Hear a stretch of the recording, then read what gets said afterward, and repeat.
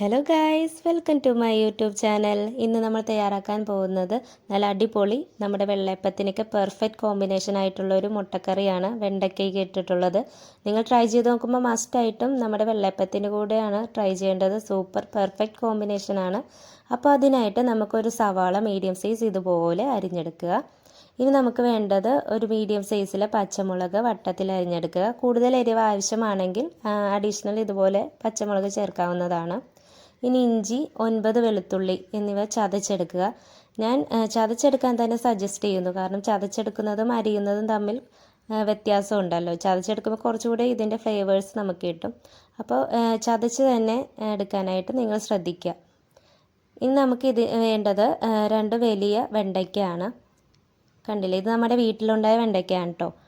ഇതുപോലെ വലുതാക്കി അരിഞ്ഞെടുക്കുക. ഇനി വേണ്ട നമ്മുടെ ഇൻഗ്രീഡിയൻസിലേക്ക് പോവാം. 3 മുട്ട, ഇത് കരിങ്കോറിയുടെ മുട്ടയാണ് കേട്ടോ. 1 പാല്, അരമുറി തേങ്ങയുടെ, ഇത് 2 പാല്. ഇനി 1 ടീസ്പൂൺ ഗരം മസാല, 1/2 ടീസ്പൂൺ മഞ്ഞൾപ്പൊടി, ചതച്ച് വെച്ചിരുന്ന ഇഞ്ചി വെളുത്തുള്ളി, 1/2 ടീസ്പൂൺ കുരുമുളക്, 1 ടീസ്പൂൺ മല്ലിപ്പൊടി, 2 പച്ചമുളക്, ആവശ്യത്തിന് കറിവേപ്പില. ഇത്രയും ഇൻഗ്രീഡിയൻസ് ആണ് നമുക്ക് വേണ്ടത്. ഇനി നമുക്ക് അടുപ്പത്ത് ചട്ടി വെച്ചിട്ട് ആവശ്യത്തിന് നമ്മുടെ വെണ്ടയ്ക്ക ഫ്രൈ ചെയ്തെടുക്കാനാണ്. ഒരു ഷാലോ ഫ്രൈ ചെയ്താൽ മതി. അപ്പോൾ അതിനായിട്ടുള്ള വെളിച്ചെണ്ണ ആഡ് ചെയ്യുക. എന്നിട്ട് നമ്മുടെ നേരത്തെ അരിഞ്ഞു വെച്ചിരുന്ന വെണ്ടയ്ക്ക ഇതിലേക്ക് ആഡ് ചെയ്യുന്നു. എന്നിട്ട് നന്നായിട്ട് മിക്സ് ചെയ്യുക. നമ്മൾ സാമ്പാറിനൊക്കെ വെക്കുമ്പോൾ വെണ്ടയ്ക്ക എടുക്കുന്ന പരുവത്തിൽ എടുക്കുക വേണ്ടിയിട്ടാണ്. ഇനി ഇതിനാവശ്യമായിട്ടുള്ള ഉപ്പ് ചെറുതായിട്ടൊരു നുള്ള് ആഡ് ചെയ്യുന്നു. നന്നായിട്ട് മിക്സ് ചെയ്യുന്നു. ഏകദേശം ഒരു 5 മിനിറ്റ് കഴിയുമ്പോഴത്തേക്കും ഇത് കുക്കായിട്ട് കിട്ടും കേട്ടോ. ഒരു ഷാലോ ഫ്രൈ ആക്കി ഇട്ടിട്ടുണ്ട്. ഇനി നമുക്ക് ഇത് ഒരു പാത്രത്തിലേക്ക് മാറ്റാം. കണ്ടില്ലേ, ഈ ഒരു പരുവാകുമ്പോഴത്തേക്കും നമുക്ക് വെണ്ടയ്ക്ക എടുക്കാം.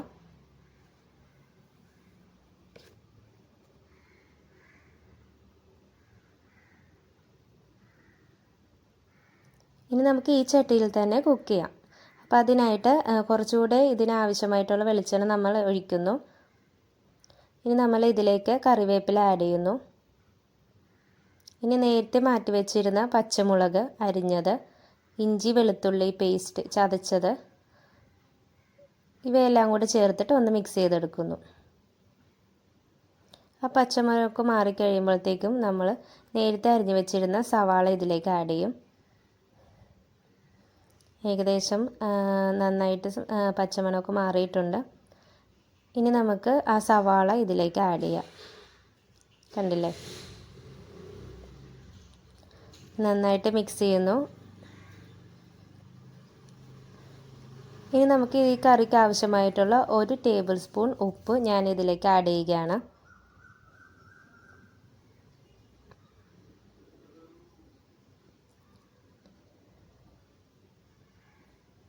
ഏകദേശം ഒരു 5 മിനിറ്റോളം നന്നായിട്ട് നമുക്ക് വഴറ്റിയെടുക്കാം.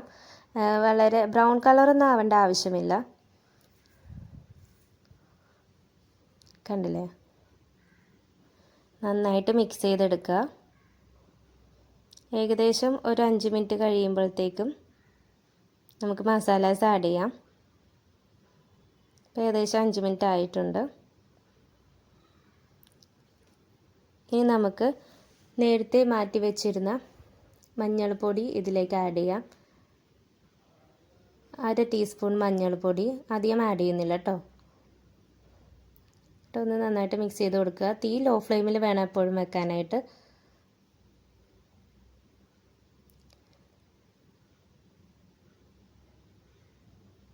ഇനി നമ്മൾ നേരത്തെ വെച്ചിരുന്ന മസാലാസ് ആഡ് ചെയ്യുക. കുറച്ച് മുളക് പൊടി, കാശ്മീരി ചില്ലി പൗഡർ ആഡ് ചെയ്യുന്നുണ്ട് ഒരു ചെറിയൊരു സ്പൈസിക്ക് വേണ്ടി. പിന്നെ കുരുമുളക്, നേരത്തെ എടുത്ത് വെച്ചിരുന്ന കുരുമുളക് ആഡ് ചെയ്യുന്നു. ഗരം മസാല, മല്ലിപ്പൊടി ഇത്തിരി അധികം എടുക്കണം. ഗരം മസാല ഡബിളായിട്ട് മല്ലിപ്പൊടി എപ്പോഴും എടുക്കാൻ ശ്രദ്ധിക്കുക ഈ കറിക്ക്. ഇത് ഞാനിപ്പോൾ 3 പേർക്ക് ആവശ്യമായിട്ടുള്ള കറിയുടെ അളവാണ് ഇപ്പോൾ കാണുന്നത് കേട്ടോ. ഇനി നന്നായിട്ട് മിക്സ് ചെയ്യുക. അതിൻ്റെ പച്ചക്കുത്തുന്ന സ്മെല്ലൊക്കെ മാറുന്നത് വരെ. അഡീഷണൽ ഓയിൽ വേണമെങ്കിൽ ആഡ് ചെയ്ത് കൊടുക്കുക. ഡ്രൈ ആയാൽ കരിയാൻ ചാൻസ് ഉണ്ട്. അപ്പോൾ ഇത്തിരി ഓയിൽ ആഡ് ചെയ്തിട്ട് നന്നായിട്ട് മിക്സ് ചെയ്ത് കൊടുക്കുക.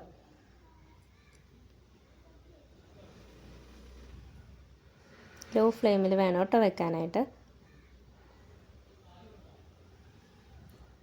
ഏകദേശം ഒരു 5 മിനിറ്റോളം നമ്മൾ ഇതുപോലെ മിക്സ് ചെയ്ത് കൊടുക്കുന്നു. മസാലാസ് ആഡ് ചെയ്ത് കഴിഞ്ഞ് ഇതുപോലെ മിക്സ് ചെയ്ത് കൊടുക്കുന്നു. അപ്പോൾ അതിൻ്റെ സ്മെല്ലൊക്കെ മാറിക്കിട്ടും.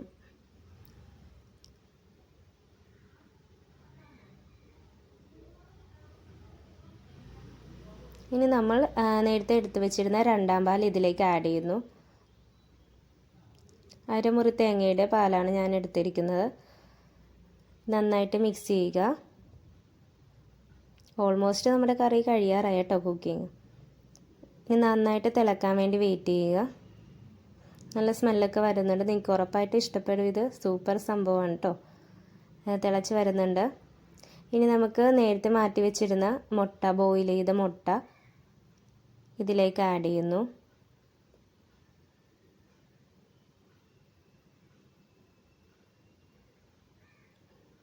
നന്നായിട്ട് ഇളക്കിയതിന് ശേഷം ഈ 3 മുട്ട ഇതിലേക്ക് ആഡ് ചെയ്യുന്നു. ഇനി നമ്മൾ നേരത്തെ വഴറ്റി വെച്ചിരുന്ന നമ്മുടെ വെണ്ടയ്ക്ക ഇതിലേക്ക് ആഡ് ചെയ്യുന്നു. നന്നായിട്ട് മിക്സ് ചെയ്യുക.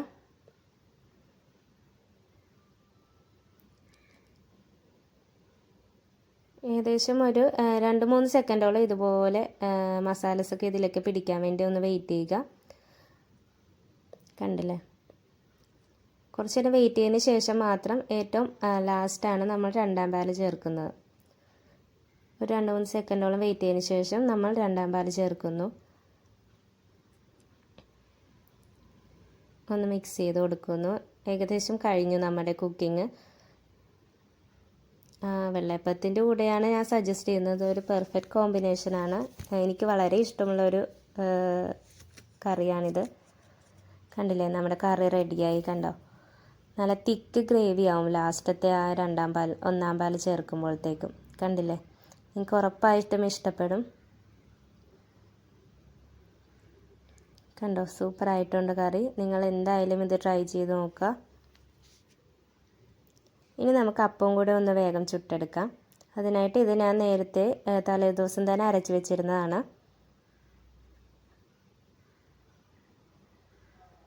നമ്മുടെ അപ്പവും മുട്ടക്കറിയും റെഡി ആയിട്ടുണ്ട്. നല്ല സൂപ്പർ കോമ്പിനേഷനാണ്. നിങ്ങൾ എന്തായാലും ഒരു ദിവസം ബ്രേക്ക്ഫാസ്റ്റായിട്ട് ഇത് ട്രൈ ചെയ്ത് നോക്കുക. എൻ്റെ ഈ റെസിപ്പീസ് നിങ്ങൾ ഇഷ്ടപ്പെട്ടു എന്ന് കരുതുന്നു. ഇഷ്ടപ്പെട്ടാൽ നിങ്ങൾ ഉറപ്പായിട്ടും ലൈക്ക് ചെയ്യുക, സബ്സ്ക്രൈബ് ചെയ്യുക. ഇതൊരു പെർഫെക്റ്റ് കോമ്പിനേഷനാണ്. നിങ്ങൾ എന്തായാലും ട്രൈ ചെയ്ത് നോക്കുക.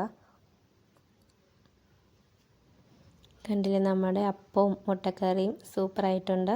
So thanks for watching.